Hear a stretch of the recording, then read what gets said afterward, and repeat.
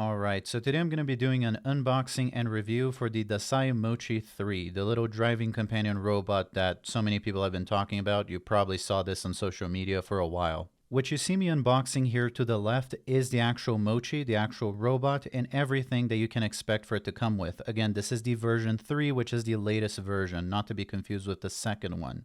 So as you can see, the first thing you will notice when you open it is the instruction manual. No, it does not come with any stickers or anything like that. This is just a little manual showing you how it works, the animations and all that, how to remove the helmet, which is something that a lot of people have a hard time figuring out. This is how the little robot actually arrives. It already has the little helmet attached, and as you can see, mine is black. There are multiple colors. This is the midnight black. You have to see what color is available. Not all of them are available. The first challenge you will likely have is how to turn it on and how to remove the helmet. It is not intuitive at all. The second thing you will notice are these Velcro things that you use to attach on the car and the charging cable. Observe how I go ahead and remove the helmet. This is how most people do it.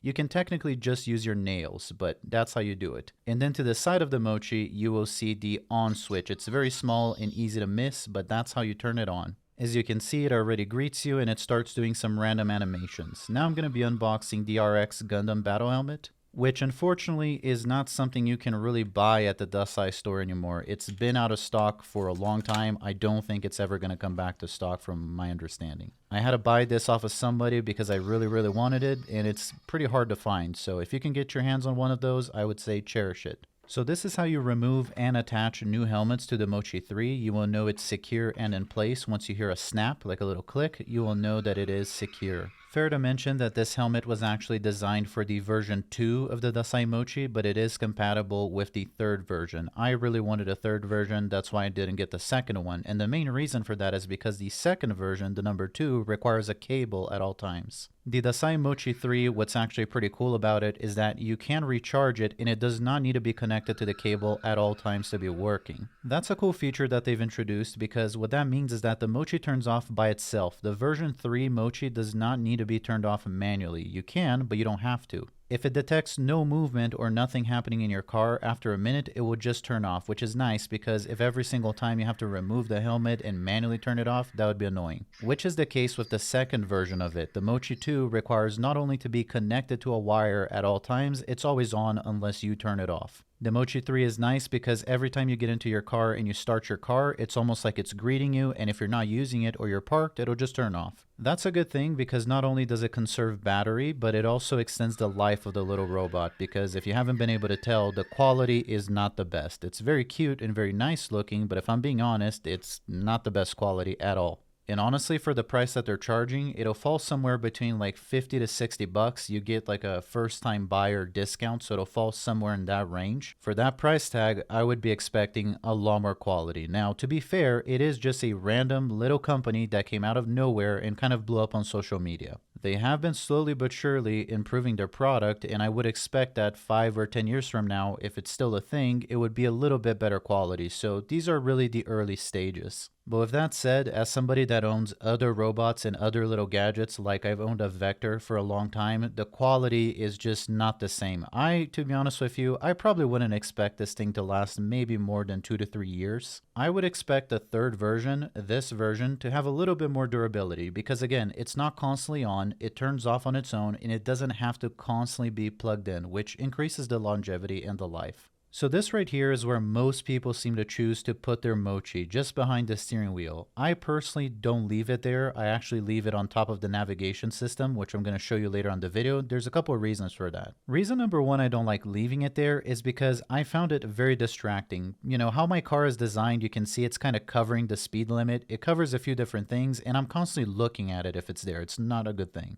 The second reason I didn't like it there is because it just doesn't work the way it's supposed to. You probably can't tell this from the video, but the way my car is designed, that position leaves it on an incline. And what I've realized is that the Mochi doesn't really work if it's not on a flat surface. So later on the video you'll see I chose to put it on top of my navigation system. Not only is it less distracting, I think it looks cooler, but it actually works. So let's get into what this little robot actually does. So let me just start off by saying that it doesn't do a lot, right? This is going to be something that you either fall in love with or you find extremely boring and it's just not for you. It does react to your driving, so that is something that's pretty cool. When you turn, it does do like a little drift noise and it changes the image. When you suddenly brake and things like that, it does do an animation for that. When you accelerate, it has all of these different animations for it. It's also constantly playing these different animations at random, so it's like it's alive on your dash and it's, doing faces. It has a lot of references to different animes also. Throughout this video, you're going to see that it makes a reference to Gundam at one point. It makes a reference to Demon Slayer. So it has a lot of these little different random animations, along with also having not random animations that react to your actual driving. So it has a little gyro or gyroscope inside of it, and it reacts to the way you're turning and whatnot. Now, it is my understanding that it does not have a microphone. My understanding is that it does not receive voice commands and it doesn't react to your voice or music or anything like that. But with that said, there have been a couple situations that I'll show you that maybe were just coincidence, but it did seem to react to things that me and my wife were doing. There's a point here where it does an animation where my wife is laughing and the mochi also starts laughing. And it's not an animation that I saw it do at any other point.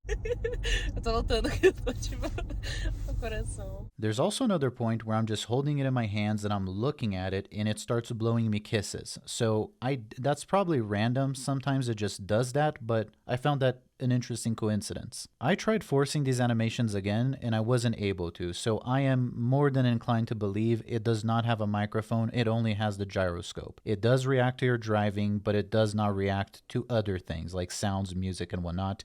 That is my understanding and assumption. I tried to find this information and I couldn't. Okay, and what else does it do? Well, that is pretty much it. It basically just sits on your dash, it reacts to your driving, and it does different little animations, sounds, and different things that are cute to look at and are pretty distracting and might cause you to get in a car accident. But at the very least, if that does in fact happen, it's going to be hard for you to stay mad at your mochi because it's just so cute. If I had to rate this thing on a scale of 1 to 10, and I was first giving you a personal rating, how it makes my heart feel, I would give it a 10 out of 10. But I'm a fucking nerd. If I was thinking about it objectively, for somebody that isn't like me, and I was just grading it based on quality, functionality versus price, I would probably either give it a 6 or a 7 out of 10 if I'm being completely honest, and I say that with love. I told you my personal rating, it's a 10 out of 10, but it's one of those things that it's very niche. This is either something that you're going to love or you're going to hate and you're going to find it boring and useless, right? So you're going to know right away if you want one or not. In my personal case, my whole car is covered in different anime decals and things from Gundam and whatnot. So in my case, I basically drive the weeb wagon, right? But for the average person, maybe they wouldn't get as much enjoyment out of it as I do. So it's going to be one of those things that it's either for you all the way or it's really not. Much like everything that Dasai seems to make, because they don't just make the mochis, they also make LED decals, and they do these little devices where your car makes noises when you turn it on.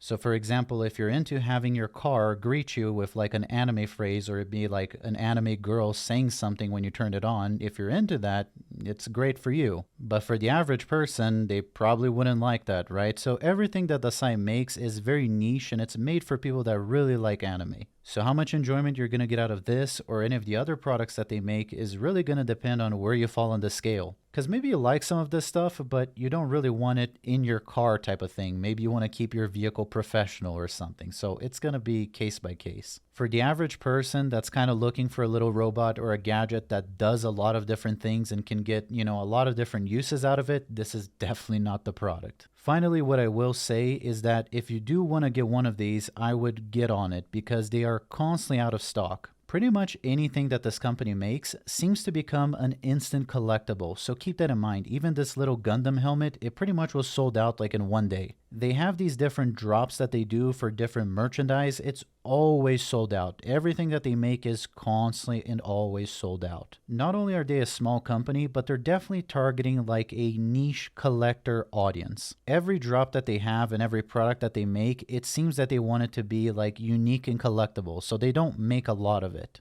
So if you do see anything on their website that you do like, I would buy it as soon as you can, because if you don't, a scalper probably will, and you're not going to be able to get it later. You're going to have to negotiate with somebody on eBay or something like that. Scalpers have been annoying about this. Most of the drops that they have are not very expensive, but give it a couple days and the scalpers will have completely bought everything and it's going to be sold out and they probably won't replace it. It doesn't seem like any of the limited edition drops that they have ever come back, which again was the case with this Gundam stuff. It was sold out very quick and all of it has been sold out ever since. And now pretty much if you want it, you got to trade or negotiate with somebody online. So keep that in mind. If you see something you like, snag it before a scalper does. The other thing to consider is that even if you like it, like I mentioned before, it is very distracting. Now, one thing I neglected to say, you can actually mute it. So if you don't like the noises or the noises distract you, you can mute it. If you get startled easy, you're probably going to want to do that because it does have like police noises at one point that it does. It does have like the sound of a siren. Every time it drifts, it might startle you. So those are all things to consider.